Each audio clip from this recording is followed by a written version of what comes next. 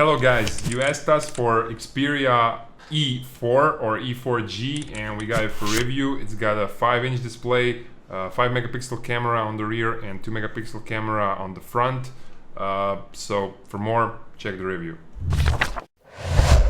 Gadget Compare.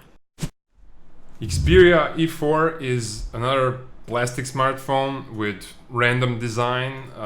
It's nothing special. It's got a bit rounded edges. In profile it has 10.5 millimeters, which is kind of thick. It's slightly curved on the edges, so it doesn't look that bulky, but it's still bulkier than all the other phones that are competition to Xperia E4. It's not too heavy, and I like that it has a big display with thin edges around. So compared to Xperia E3, it's got a bigger display and smaller casing. And also, what I don't like is that virtual keys are not divided from the screen. There was place to put them down below, like on Lenovo smartphones, on Samsung smartphones, and on iPhone, but now they're part of the screen here, and sometimes they disappear. So that's why I prefer Lenovo, Samsung, and iPhone. Keys on the side are not very precise. They're not bumped up enough for volume and unlock, and they're kind of a plastic. So after a long usage, they could get worn out. I think that, this design is really random, and the only thing that makes it kind of better is the Sony logo on the front and on the back, because if there were no Sony logo here, you'd think this was some cheap Chinese phone. So really, design is nothing special, and the build quality also, it's okay, but it's really plastic. I like that it has a big display, as I said, with thin edges around. Much better than Xperia E3, and it's IPS technology, but it looks very washed out, even indoors, especially outdoors with direct sunlight, which you get a lot these days in summer. So when I was using this phone on the street when it was sunny, I almost couldn't see the key to answer the phone. So the display is not really the best, although it's an IPS display. It doesn't have good viewing angles, pretty poor viewing angles, and it doesn't feature automatic sensor of brightness. The keyboard is okay, keys are divided enough. You got comma and a point on the first screen, but you don't get numbers on top, and the responsiveness of the display of this cover feels plastic, so I mistype a lot because it's not very fast responsive when you're typing. Maybe it's because of my big fingers, I don't know.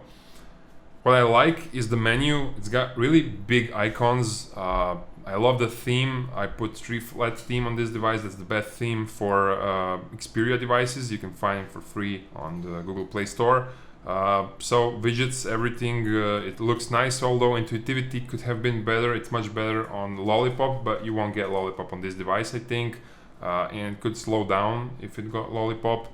So regarding intuitivity and the way it looks, yeah, it's better on LG and Samsung, but here I'll say it's good enough.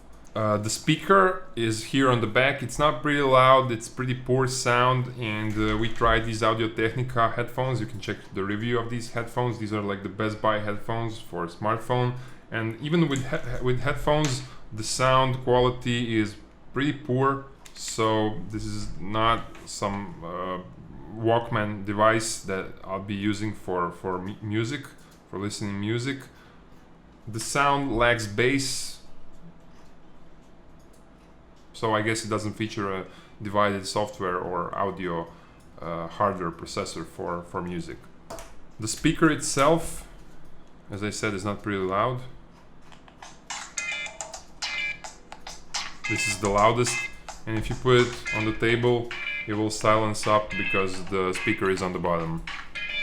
To see how fast, or I guess how slow Xperia E4 is, check my other video that I recorded where I tried out the Antutu benchmark, the gaming and everything, to see what's it like for playing games on this device. Does it heat up and everything? And I'll say that it has a 2 megapixel front camera and 5 megapixel on the rear, and for that check the other video, camera review for Xperia E4. In the end, I can say that Xperia E4 is much better than the E3 model, but still the display could have been a little bit better. If you go outdoors in direct sunlight, which at the moment is pretty often, you got a lot of direct sunlight in summer, the visibility is not very good. You know, it lacks more richful colors, and the view it could have been better display. Aside from that, everything else works pretty good. So if you got this phone in some cheap offer, it's much better than any Windows phone, but still in the class, LG G3s and Galaxy A5 are the best smartphones in this price range.